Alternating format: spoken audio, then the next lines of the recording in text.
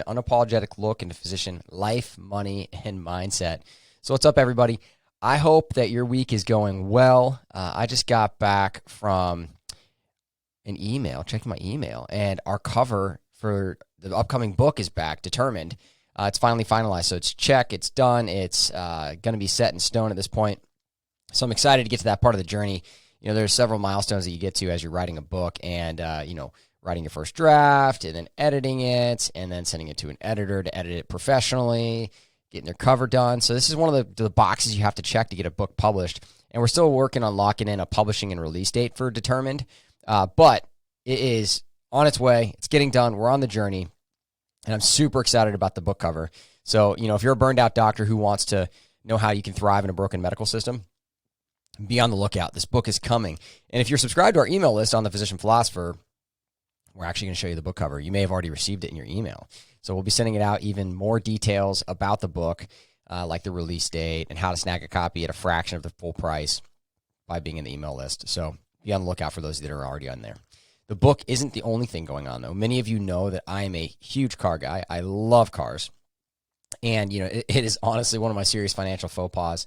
And I'm not ashamed to admit it. I'm a personal finance guy. And cars in the personal finance world are just bad, right? Everyone tells you, like, don't buy things, buy experiences. And for me, a car is both a thing and an experience. In fact, last week, I had a ton of fun driving a few different cars, because I spend a lot of time, like, in my free time, downtime, if you will, watching YouTubes about cars. And I got to the point where I was like, hey, I have all these ideas of what I like, but I've never actually driven any of these. I probably need to get behind the wheel of one and see what I think. So honestly, I've been thinking about getting a car for a while. I thought about getting a Cadillac CT5V Blackwing, but I've kind of come back to Porsche and getting a Cayman or a Boxster. And so I decided to schedule on Monday, before this podcast is being recorded, at a local dealership that has used Porsches, Lamborghinis, and Ferraris. And since I was looking at Porsche, I got to drive 3 cars. And so they had a 2009, a Porsche 911, which is the car that all car people say you have to have, a 911. If you're going to get a Porsche, you got to get a 911.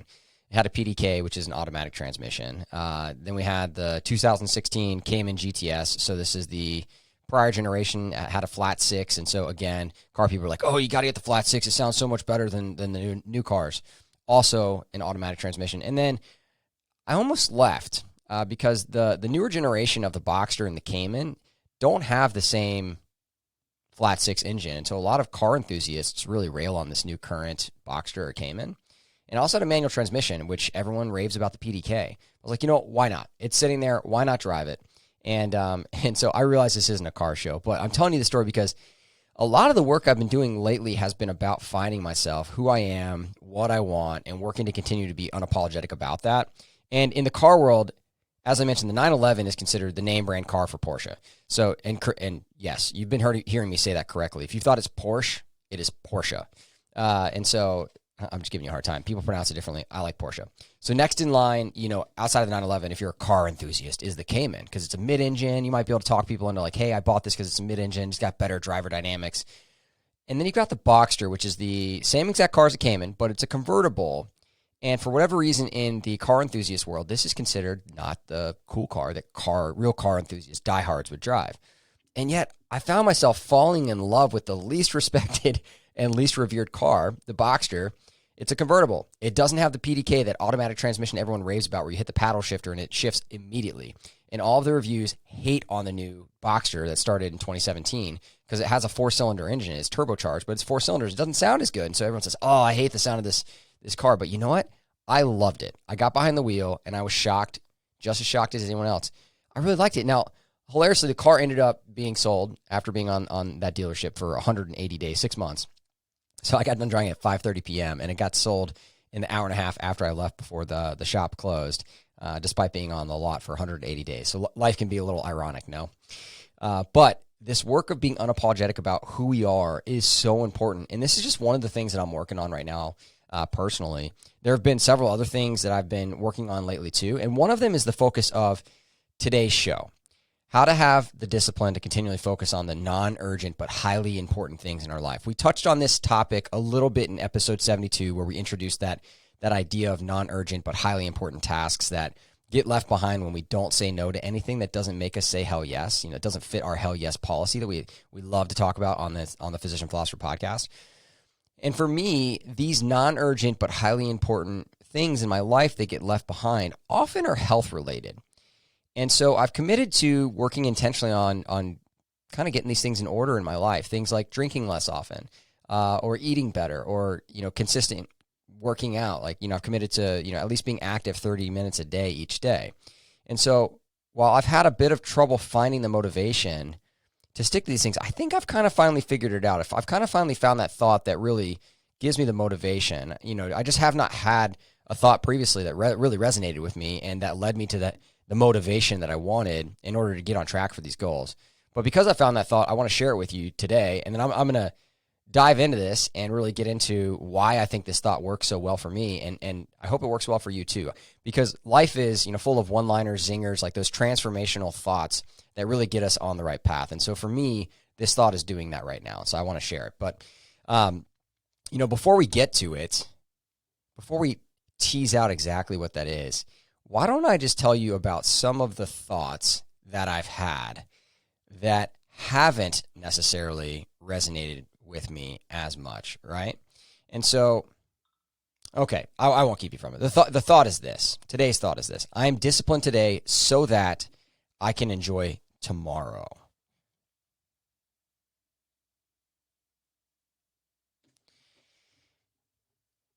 And I love this thought. It motivates me because, like most of you listening to this show, I'm a forward-looking individual. I'm a mountain climber, a goal achiever. I don't mean that literally, by the way. I'm not an actual mountain climber. Like, I climb metaphorical mountains. For those of you that are awesome enough to climb real mountains, even better. But I'm a goal achiever, right? I'm a go-getter. So most of us in medicine are. Even the people that are listening to this, like, no, like, I'm not a go-getter. Like, I just don't do that. That's how you became a physician. Let's be honest for a moment. Look back on your life. You are an achiever of the highest order. All doctors are. It's in our DNA. You couldn't get to where you are without being a go-getter. So instead of focusing on the difficulty of the moment and focusing on the enjoyment that comes at the end of my work, that really fuels me when I'm in that moment, right? When I want to destroy a carton of ice cream, or I tell myself I'm too tired, or, I want to have a drink with dinner most nights. I'm disciplined today so that I can enjoy tomorrow. So we're going to break this down and why it's been so useful to me. But before we do, I want to talk about some other thoughts that I tried, or that maybe you've heard, and why they didn't resonate with me. So, I'd be on the treadmill, and so we have a Peloton tread. I'd be on the treadmill working out, and running has just always been the bane of my existence. I do it because it's good for me, not because I love it, although I'm learning to like it more.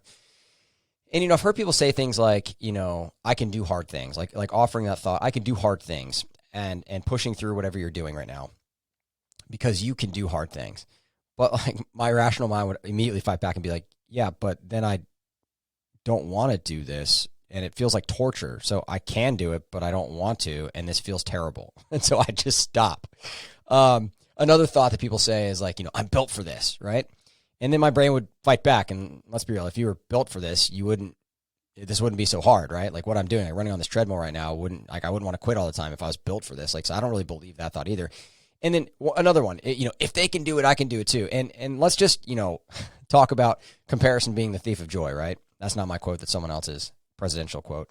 But like Gavin DeGraw's song says, I don't need to be anything other than what I've been trying to be lately, right? Like that idea, given that I'm doing a ton of work right now on being just me and who I am and being unapologetic about it, telling myself if someone else can do it, then I can provide zero motivation, because that's not me. That's not who I am. That's not how I'm built. And so, I those thoughts have been offered from other people, and they just don't resonate with me. And this is important because, in coaching, we talk about getting from your unintentional thoughts that are creating your current results in your life, and then replacing them potentially with intentional thoughts that get you to where you want to go. And sometimes people will be like, if it's a weight loss journey, for example, people, will say they look in the mirror and they hate themselves. They hate the way they look. And where they want to get to is, I love my body. And like the first time you ever have that conversation with yourself, like you're not just going to be like, I'm looking in the mirror now, and 15 seconds ago, I hated myself in the way that I look in this mirror, and now I love my body. Like, that's just not going to happen immediately. Like, you can't just get from that unintentional model to the intentional model.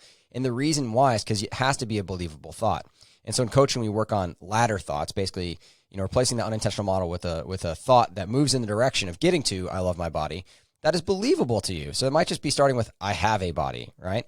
And so for me, these thoughts that were being offered, like if they can do it, I can do it, I'm built for this, I can do hard things, those aren't believable thoughts to me because my brain would come up with obvious reasons why I don't really think that that's true.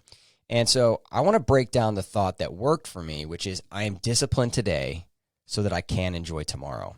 So let's start by saying, hey, what do I mean by discipline, right? I remember the first time I ran across actually a definition of discipline that really resonated with me. It was in my friend's college dorm room at Erskine College. One of my best friends had this sign that his dad gave him. And it said, discipline is doing what needs to be done, how it needs to be done, and when it needs to be done, even if you don't feel like doing it, right? And so let me say it one more time. Discipline is doing what needs to be done, how it needs to be done, when it needs to be done, even if you don't feel like doing it. And it's that last portion of this that really got to me because I was, and honestly still am, pretty good at getting things done when I want to do them. Yet, if I'm being completely honest, I am the king of procrastination when it comes to things that don't have a lot of urgency to them, when they aren't super important to me. So if they don't meet either of those categories, I'm probably not going to do them. And this is how things are that are non-urgent but highly important get left behind in my life because I'm like, oh, it doesn't have to happen right now. And so I don't do it. And that's when discipline comes in, right? Doing it even if you don't want to, or even if it's not urgent right now. So when it needs to be done, even though you don't want to. It tags both of those categories if you think about it. So what are those of us to do who don't seem to have discipline hardwired into our DNA, who that's a tough word to say, who procrastinate on things that don't have urgency in our life, but we know if we ignore for too long, will come back to haunt us, right? So Angela Duckworth, she wrote a book called Grit. It's a really good book. You should read it. And she describes the method of developing skills. So she has these two equations, which are talent times effort equals skill, and effort times skill equals achievement. So if we want to achieve goals in our life, that's how you get there. So talent times effort is skill, and then effort times skill is achievement. So effort counts twice, you might notice, and how talented you are only counts once. But it turns out that discipline may not be in your DNA. So when it comes to our discussion, we have to recognize the truth. Discipline isn't something many of us are born with. But even if you are naturally talented at that skill of being disciplined, your effort to hone the skill matters more than your natural talent, even if you aren't talented, I should say. So for those of you who are saying, I'm not good at being disciplined, I've got news for you. Me too. It turns out that very few of us are by nature naturally skilled at discipline. And that doesn't really matter because as Tim Noetke would say, hard work beats talent when talent doesn't work hard. You can learn how to put the effort in to generate the skill of discipline and then use that skill of discipline with a little bit more effort to achieve your goals, regardless of what they are. And habit experts like James Clear point to habit stacking or, a variety of ways we can use habit formation to get to where we want to go. And so, habit stacking is the idea of basically, putting something that you want to do right after something that you don't want to do. So you do the thing that you don't want to do, and the reward for that is then getting to do what you want to do. And that's why the so that statement in this thought of the day matters so much, right? I'm disciplined today so that I can enjoy tomorrow. That so that is important. And your so that may be different than mine. So if we left the thought with, that we're discussing today is, just like I am disciplined today. Like if we just stop there, I'm pretty sure that wouldn't provide a lot of motivation for any of us, including myself. Yet when we add that so that statement, the motivation that we're missing kind of comes into view. So for me, that so that statement tells me that the reward on the other side of this work that I'm doing, of this discipline work that I'm doing, is worth it. So when I say that I'm disciplined today so that I can enjoy tomorrow, the reward I get for being disciplined today is the enjoyment of tomorrow. Specifically, for example, when I drink less, I feel better in the morning, right? So I'm disciplined today so that I can feel better in the morning. I also don't have to explain to my kids why I drink beer, most nights at dinner. And now that my kids are old enough, my oldest is about to turn 11, my middle kid's 8, they're both old enough, and they've asked me, like, hey, Daddy, like, we have to have water at dinner. We get to have soda once a week, but you get to have beer multiple nights a week. What's up with that? Right. And so like, I love it when kids like call you out on stuff too. It's awesome and amazing. And I think exactly what God designed them for to some extent, but they hold me accountable even when I don't want it. And it helps me achieve my health goals too, if not drinking or, of exercising, so that I can enjoy tomorrow. When I commit to being active for at least 30 minutes per day, for example, I know that this is building a habit It's going to allow me to be better able to enjoy tomorrow too. I'll have the functional strength and abilities to live the life that I want to live, one that is active with Kristen and our 3 kids. And so, this thought is powerful because it tells you what you need to do and why you need to do it. And the final thing, or one of the final things I want to point out is about this thought, is that it is forward focused. And I think that so many of us, particularly those of you that struggle with an arrival fallacy, that idea that, when you quote unquote get there, you're going to be happy. And then you found out after residency and after becoming an attending and, buying the house that that wasn't true, that those were just arrival fallacies, that when you got there, you didn't end up being any happier. The reason that happens is because we're forward focused people. So we always think that thing in the future is what's going to be able to make us happy. And so in a way, this is kind of taking that forward focus that we all naturally have and using it to our advantage, right? So most doctors have a goal-oriented nature, and almost all of us are forward-facing, regardless of our profession. So we need to know where we're going and why. And when we focus on enjoying tomorrow, that gives us a reason for what we were doing today. So like an experienced runner who's, got their vision focused on an object in the horizon and not the pain of their current discomfort, we can do the same thing when we live a disciplined life. So, while we're being disciplined today so that we can enjoy tomorrow, it is a forward-facing statement. And it's forward-facing enough for me, even though it's not terribly specific. And you may want to make it more specific. So maybe that statement it doesn't look the same. So maybe it has, discipline today so that you can enjoy your marriage tomorrow. Would that help you quit that one thing that is self-destructing your marriage, or to do the one thing that you aren't willing to do to make it better? Your so that statement's going to be a little bit different than mine. And that's fine, right? For me, the overall better feeling I have when I am disciplined is honestly rewarding enough after I get past those cheap thrills of dopamine that happen in activities like eating a carton of ice cream or having a couple of beers, things that are highly loaded like alcohol and sugar, and being lazy watching YouTube car videos, like I was just talking about the most recent sports car. Those things, when you want to build a habit to get over them, the point at which that sticks is the point at which it becomes part of your identity. And so when I say that I am disciplined today, I'm saying I am a disciplined person. It is rooted at the identity level so that I can enjoy the rewards of tomorrow, right? So that I can enjoy tomorrow. And for me, that has been helping me tremendously get over these urges that you have to deal with when you're trying to build a new habit. In fact, it's because, at the identity level, that's just not who I am anymore. And we all make these transitions in life. Sometimes it's a book, sometimes it's a podcast, sometimes it's that one speech that you heard. I shared one of those in the last episode or recently about the talk from Rachel Hart at the Mastermind event and how that impacted me greatly on episode 76. And so that moment was pivotal for me, in dealing with my imposter syndrome. So this thought has also been pivotal for me.